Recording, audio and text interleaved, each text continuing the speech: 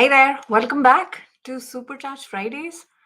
219 weeks of live streaming here every single Friday on.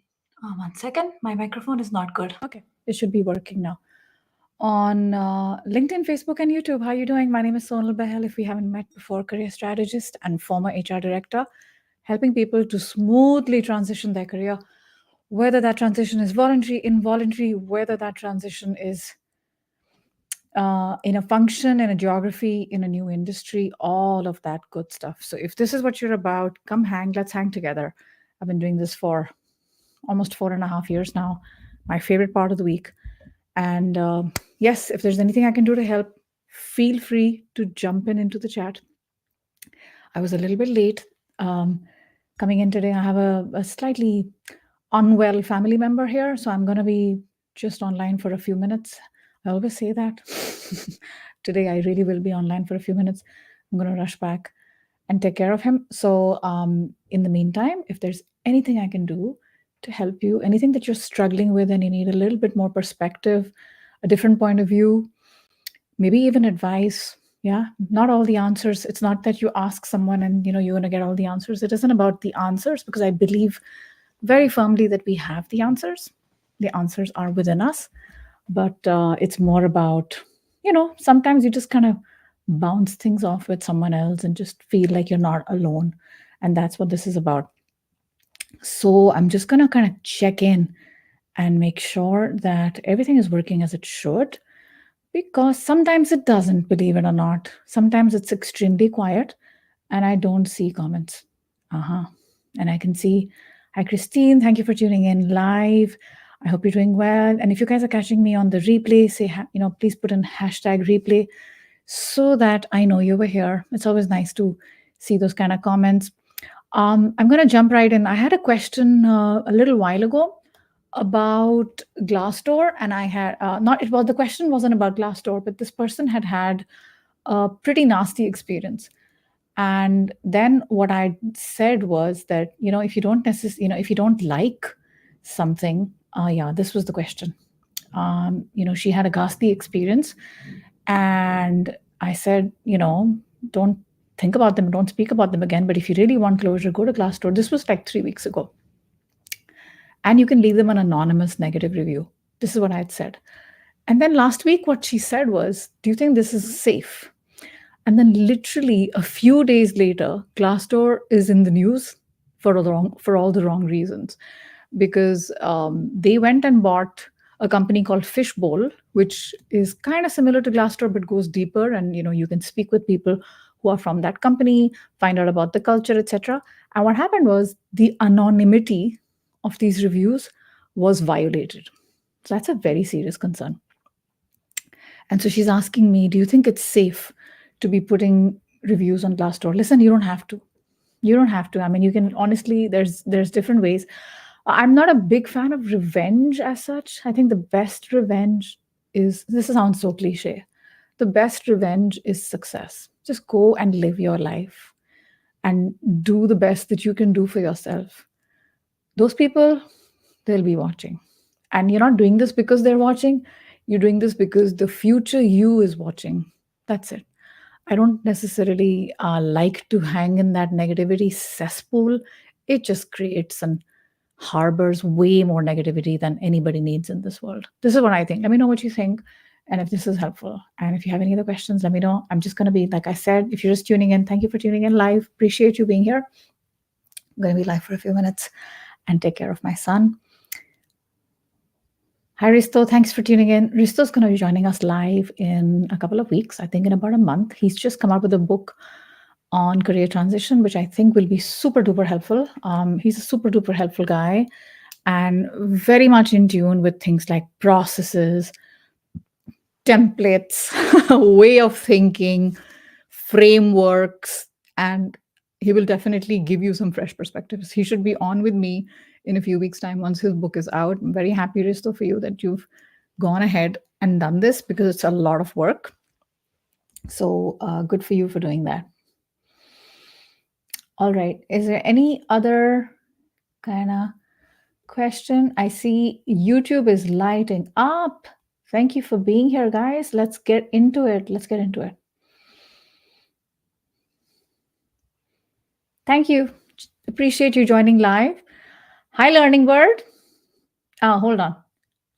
Hey, Kanik. I got an interview call from Kuwait and I am from India. Will it be right to move to Kuwait?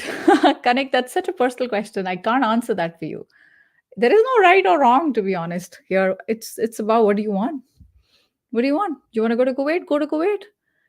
What's right about it? What's wrong about it? I moved to Uruguay. Have you heard of a country called Uruguay? It's a little tiny country in the shape of a football between huge Brazil and huge Argentina. I moved to Uruguay in 2005 as a 26-year-old. Amazing move. At that time, when I was moving, I didn't go and ask someone, is this the right move? It's only thing that matters is it right for you? And you're not gonna know the answer yet. If I were you, I would take all these adventures, especially the younger we are, the fewer responsibilities we have. I would just take it by the horns and have fun. But that's me. Okay. Um, exactly. Especially if you've never been outside your home country. That's so exciting. That's so exciting. You got to face a few things here, Kanik. You got to face a few things. There's something here that's holding you back. A little fear. I can also say what it is. It's a bit of a fear of the unknown. And that's completely normal. That's completely normal. What else is holding you back? Find out. Find out. Okay. And don't just move because somebody made you an offer. I mean, go and like do some discovery and do some research. Is this the right place? I didn't do that all I was younger and maybe a little bit more stupid. But if you want to, if you're a bit of an overanalyzer, go ahead and do that. I wish you well. Hey, Learning Bird. Cheers. Okay, I'm having a lovely tea with ginger. I got an offer from a company, but they want me to join in a month, and I have a 3-month notice period. Can I use this offer to increase my salary in my current company? It's work from home, but yeah, she kind of cuts out of that. You can definitely. I mean, it's a personal choice here. Okay, I'm not gonna tell you, but I'm not gonna tell you do this and don't do that. Okay, I'm just gonna kind of weigh the options for you. If you're not happy where you are, that's obviously the reason you've been looking around, right? And these guys want you to join in a month and your notice period is 3 months. I don't understand this concept. I'm getting this question so many times from, particularly from India, from South Asia. When you're going to leave them, they will want you to serve a 3-month notice period. But when they want to hire you, they want you to join within a month. It doesn't make sense to me. Okay. If you've been in a company for a long time here in Europe, the notice period is 13 weeks in many countries, and that's completely normal. And companies understand that, they respect that. At the same time, can I go and negotiate if there is a way I can reduce my notice period? Yes, you can. You can ask them if they can do that. You'll also see people's true colors when times get a little bit tight and you see how they treat you. But that's not really the point here. That's not the reason we're doing all of this. Can you use this offer as leverage to increase your salary in your current company? If you want to. I find it personally not the best move. Is this what you want to do, or is it because your friends are telling you to do this? I don't know. If you don't want to be in that company anyway, why would you do this? You're just burning bridges with that company, and then this company you don't it sounds like you're not happy there, because if you were, why would you be looking outside? I don't quite get that. So I'm not that person who subscribes to the school of thought you should hang hello. I'm not saying you shouldn't look out. I'm the first person who will tell you look out for what's best for you. So this is a very complicated answer. There's lots of shades here. But would I negotiate to stay where I'm not happy? I wouldn't do that. I would prefer to use my negotiation and save my energy and use my negotiation skills to be in a company I want to be in. But if work from home is so important to you, then you do what you got to do. All right. Good luck. Good luck with everything. I'm just going to check that I'm not missing any other comments, just to be on the safe side, while I kind of get sip of my tea. I hope you guys are like having your tea at the same time. It's kind of nice to know I'm not doing it alone. Hi, Riti. Thanks for tuning in. I think I answered your question.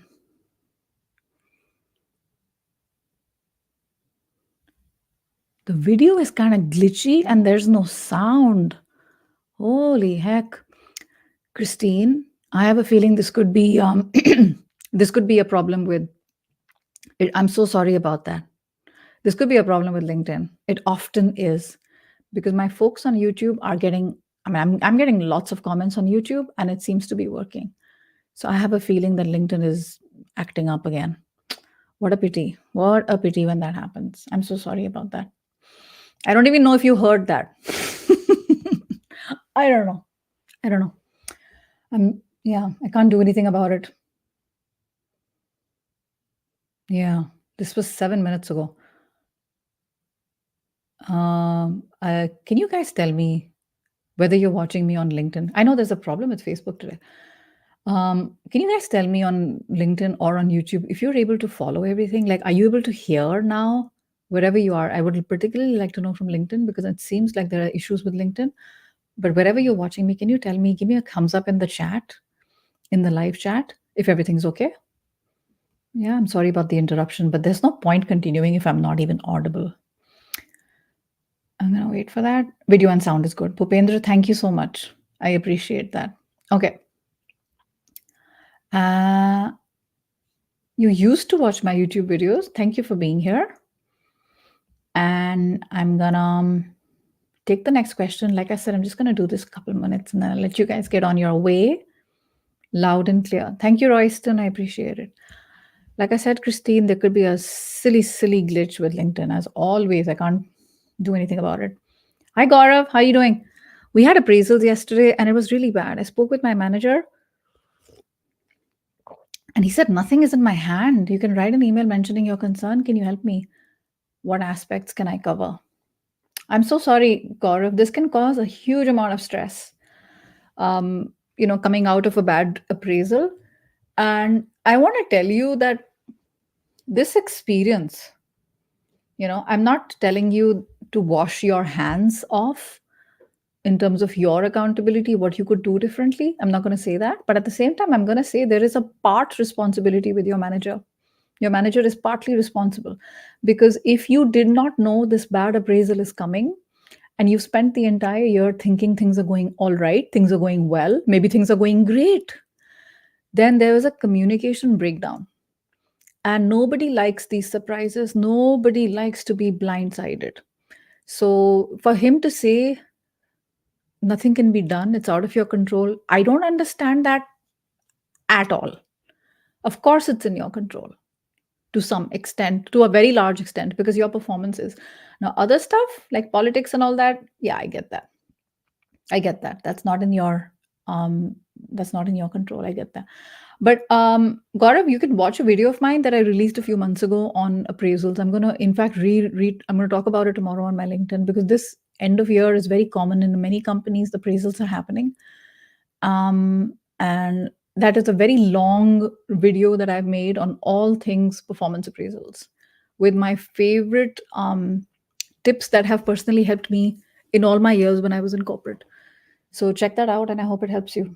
Good luck. Okay. And listen, it's one thing, it's one little blip in your career. Please remember that this is not everything. There's one blip and it's very recent.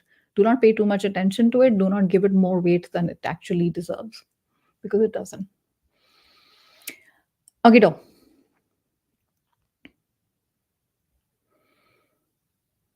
Yeah.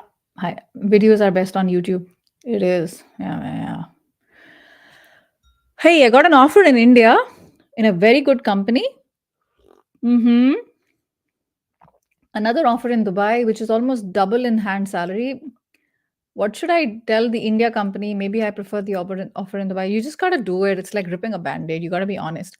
But before you tell them, I would highly, highly recommend that you weigh your options well. Do not get very seduced by double the offer. Please control the please pay attention. You've probably done this. I know I'm sounding very, almost condescending when I say this, but please, please, please pay attention to cost of living. What would it cost you if you were to live in Dubai? What is rent like? What are utilities, monthly groceries, all of that stuff? What is going to be in hand, and how much can that get you? Yeah. Versus that salary that you're talking about in India in that city. Please compare apples with apples. Um, because then you're going to realize it was actually not double, it was maybe very similar. And then, there is a cost of living away from home, the inconvenience, starting over, all of that stuff. So I would say weigh those options really well. And another thing I would say is, when it comes to if you have, okay, maybe you've already done that. The second thing I would very much advise you to do is check out a video on my YouTube channel where you have, literally a thumbnail of mine with two offers, like one or the other. Which one should I take? I have 7 or 8 criteria that'll help you decide which one is important, right? Out of those factors, what is important is very personal to you. So for you, it sounds like compensation is important, but there could be other factors in there, right? So pay attention to those. Then third, I'm going to say is, if you've done all of that stuff and you're like, I've already made up my mind, then just be upfront and share and say, I have another competing offer and it is much better suiting my current career ambitions. So I'm going to go ahead and at the same time, I want to say thank you very much. It has been a pleasure to interact with you. And I apologize for the inconvenience caused. Actually, don't even apologize. When companies reject you, they don't apologize. They say, we found a better candidate. Don't they say that? You found a better offer. I wish you well. Have a good life. Bye. Don't say have a good life, but you know what I mean, right? So, okay, good luck. All right. What am I missing? What am I missing? Hey, Saurabh, what's up? What are the things you should consider when you move abroad as per life and career perspective to put on the table with the recruiter? It's a big decision to move abroad, Saurabh. So many factors, right? Um, have you seen this video of mine, Saurabh, about moving abroad, how to get a job abroad? You know, whether you should move abroad is not even for you. I mean, what am I saying? Whether you should move abroad is the first thing you should think about. Um, it's not for. I didn't say that it wasn't for you. That was wrong. I was distracted.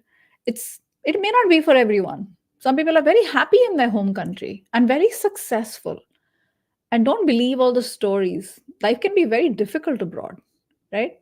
People who look like they have their stuff together, everything is organized, everything. It's not. Everybody pays a price. And it's not as beautiful and glamorous as it seems abroad, right? And don't believe all the hype. You should think about whether it's short term or long term. Saurabh, you should think about what is it going to cost you financially. Please don't forget that, right? You should think about your risk, your appetite for risk, adventure, if it's low, high, whatever. Lots of factors. Check out the video on my YouTube channel about moving abroad if that is your thing, and even the tips there to help you will give you an idea, because it's a lot of hard work to find a job abroad. And you may say, actually, I'm very happy where I am today. Saurabh, you may just say that. And if it comes later, great, but it's not something I necessarily want to chase. It's not for everyone, and it's perfectly fine. I know people who are so happy in their home country. And if they have that sense of sort of itchiness and adventure, they move to a different city. It's okay. We don't have to make people feel bad that you haven't moved abroad, you haven't lived your life. You can travel, sure. Has moving abroad been great for me? Yes. Has it changed my life? Yes. Would I do it again?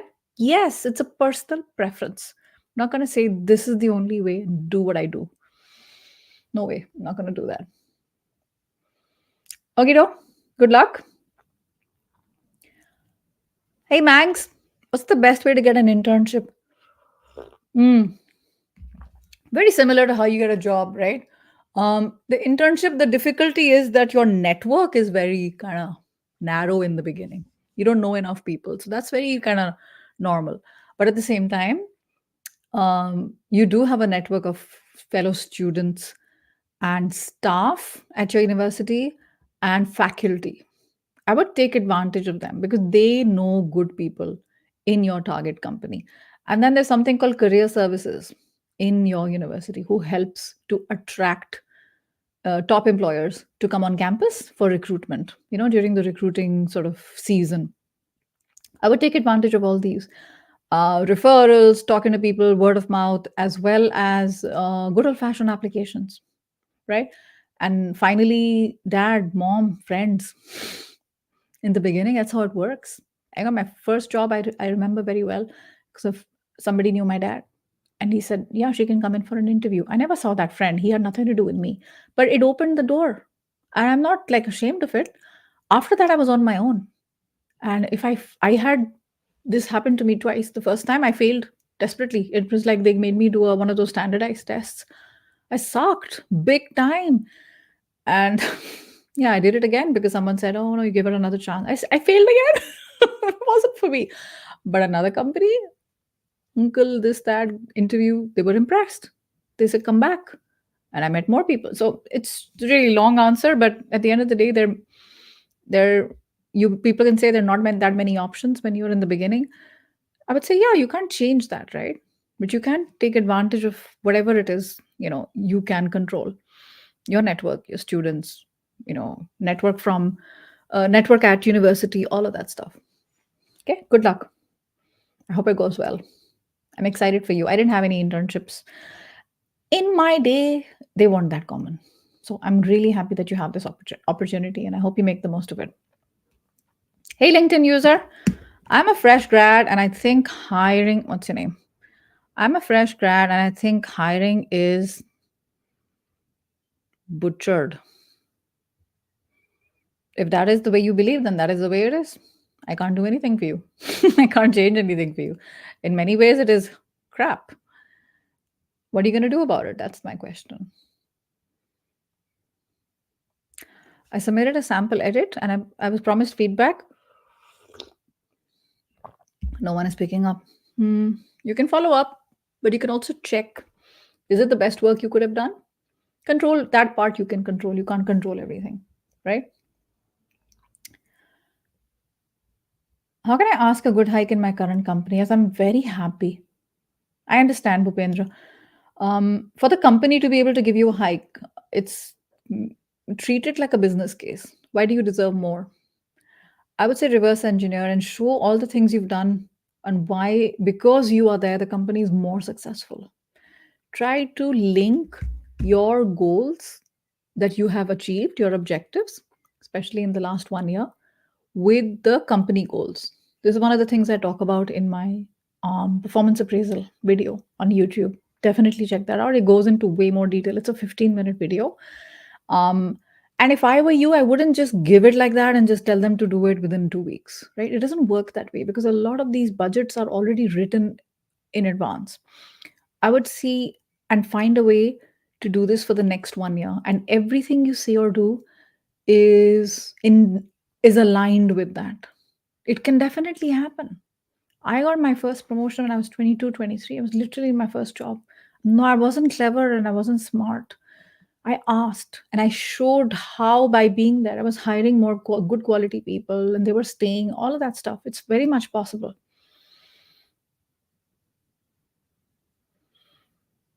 Mm-hmm. I understand, Riti. The Riti, right? Is it Riti?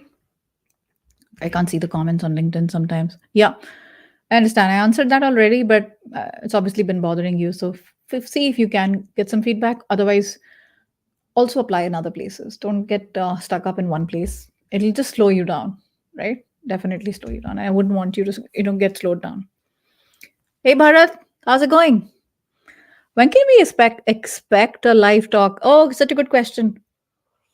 I'm doing a lot less, Bharat. You have noticed I'm doing a lot less of these. I'm focusing more on my current students and clients who are in my programs. They get all my energy. And I show up with Ask Me Anything. Having said that, you're going to have two coming up. So, one I talked in the beginning, I'll talk about that right now. So, the first one will be on the 12th of April. It is going to be an excellent one. My friend Tina Jarvet is going to come and she's going to talk about LinkedIn Recruiter. Someone who works and uses LinkedIn Recruiter as a product. How would you look as a candidate if you come up in her search results, right?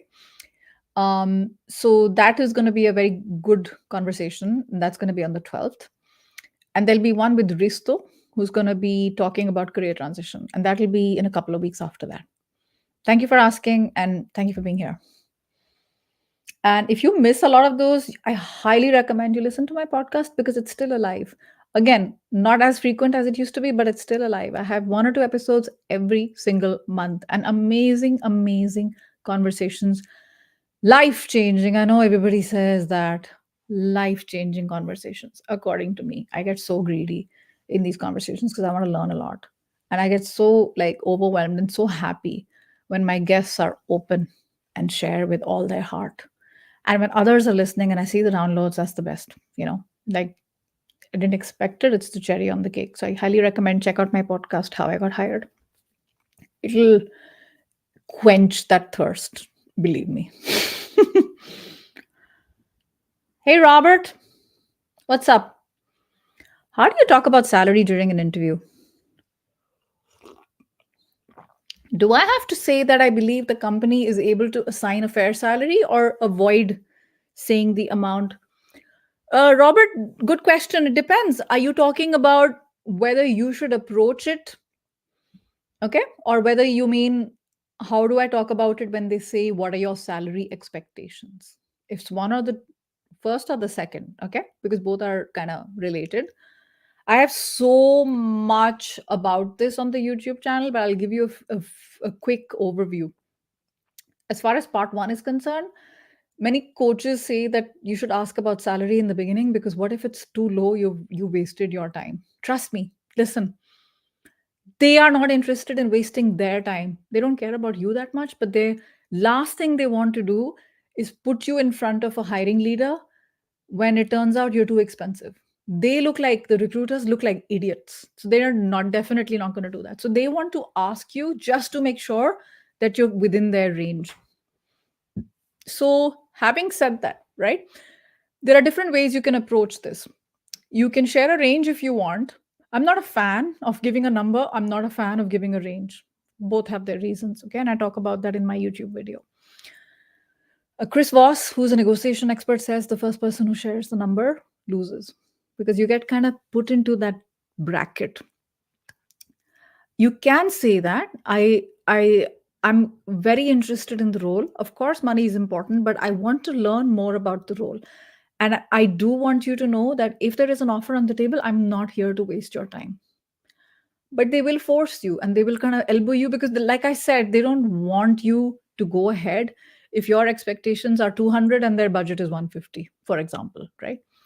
So I recommend that if you have to share a range, if you kind of are pulled into that corner and you have to share a range, then the minimum that you share shouldn't be your minimum, like minimum. It should be a very comfortable, what I call minimum, my MAN. I talk about that in my salary negotiation workshops. Give me a sec. Minimum acceptable number. And don't focus on the word minimum, focus on the word acceptable.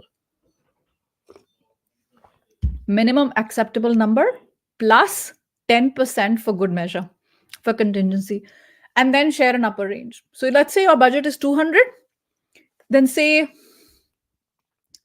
200 to 225. Just say that and keep quiet. Don't try to defend it, don't try to explain it. Silence is your best friend. And it's not a negotiation, proper negotiation, informal negotiation and formal. Informal negotiation is like you're kind of just finding things out. You're talking about yourself, you're selling yourself. Every touch point is negotiation. But the formal negotiation only happens when there's an offer on the table. Okay, hope that helps. Thank you, Bharat. I appreciate you having being here and having you as a listener. Hi, LinkedIn user. How do you have a cover letter that is accepted? Okay. How do you have a cover letter that is accepted? First of all, okay. Who is asking this? First of all, I will tell you, not a fan. In all my years, I didn't read a single freaking cover letter. Okay, never did. Lots of recruiters I know who never did either. However, I do not represent every recruiter in the world. Okay. Now, the more small a company, the more chances are that they want to read these things. A large company with millions, whatever, thousands of people don't have time for this stuff. But smaller, medium sized company, that's one scenario. Second scenario is if you're making a change in career and people can't put two and two together, they can't understand. Okay. I do have to say though that cover letters are a lot more common in the US.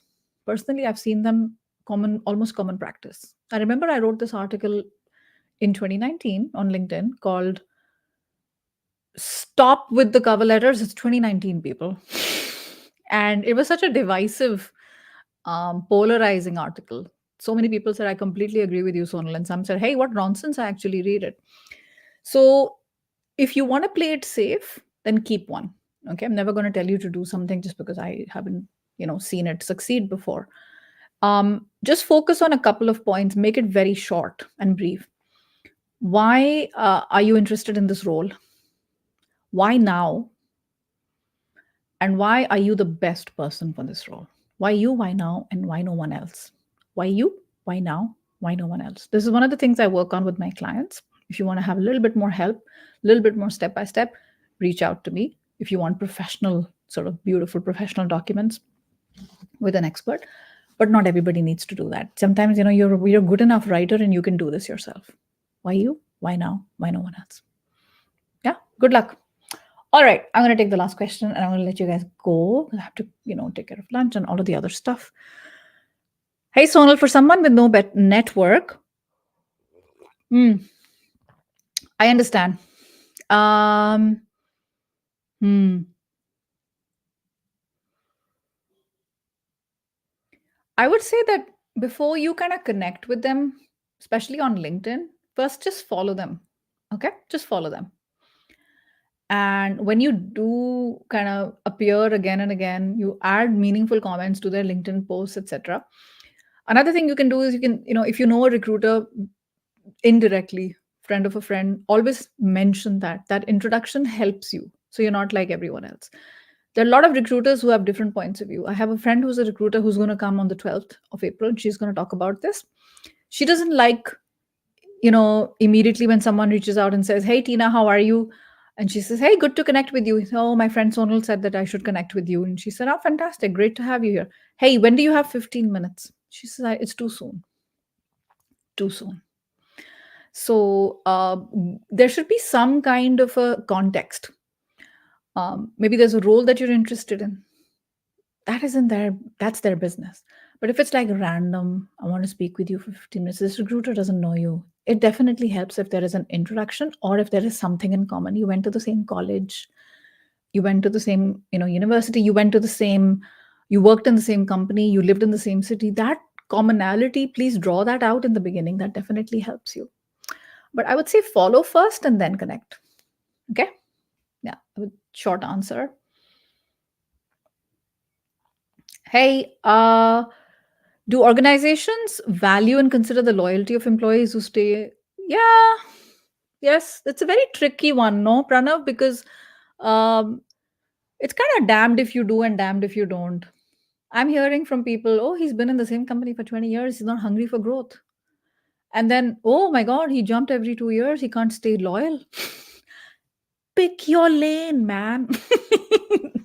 So everyone's different. Everyone values different things.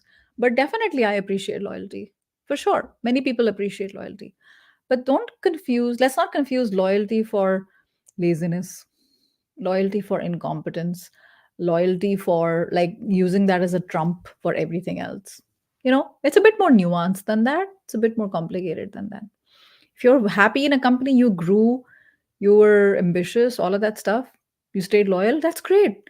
But if you stayed loyal because there was nothing else to do and you're in the same role for 16 years, exactly the same role, that's also like, okay, they want to know what happened, right? But the good thing is when somebody says that and they're leaving, there's a very good reason they're leaving.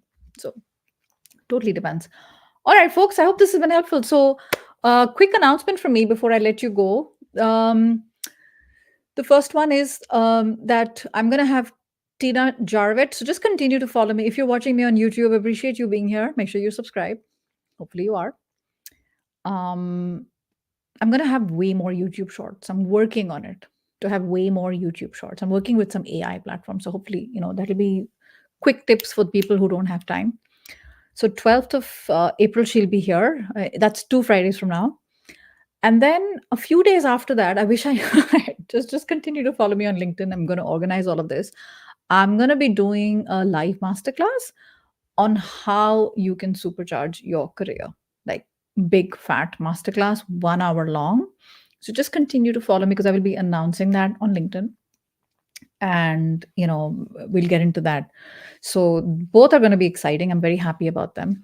So take care of yourself. I hope this has been helpful. And what am I missing? Am I missing anything? No, I think that's it. I shall see you at the same time next Friday. Bye for now. And thank you for being here. Bye.